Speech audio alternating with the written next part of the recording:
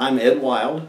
I have high school education. I have 1 semester of electrical engineering in college, plus a couple of other community college courses. I have taken several correspondence courses throughout my life, and I was in the Navy and went through their electronics school. In electronics, capacitance and inductive are both a logarithmic scale, and anytime you see a chart that involves either of those, it is a logarithmic based chart. Capacitance goes up, the amount of resistance that it exhibits decreases. So that's an inverse relationship. That's an inverse relation, and it's a logarithmic relationship.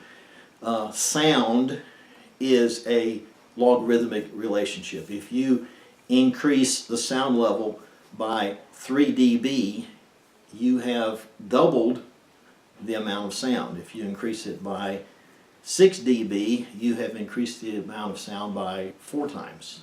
It is a logarithmic function. Your ears function in a logarithmic manner. Doubling the amount of sound is barely perceptible to a person because our ears operate in a logarithmic manner. Some of the components in radio, specifically the volume controls, are a logarithmic volume control. The first little bit increases it a lot, and then as you keep increasing it, you're increasing it less and less and less. So the first 25% of your rotation is probably half of the value of the component. By the time you get halfway up on the pot, you've probably used up 2/3 or more of your resistance. So the last little bit, there's not much change. But it is a logarithmic function, and it is designed that way so that it compensates for what your ear does. Oh, right. So that the volume appears to be increasing linearly, but in fact you are increasing it in a logarithmic manner. You have to specify whether you want a linear part or a logarithmic part.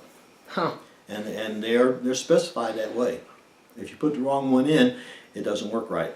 So this is because exponentials they increase more as time goes on.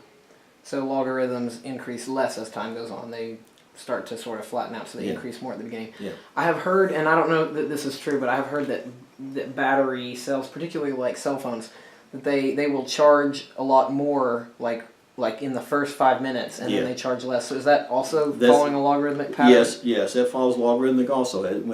When you first set it up to charge, it'll jump up pretty quick, and then the last little bit takes a long time for it to get topped off.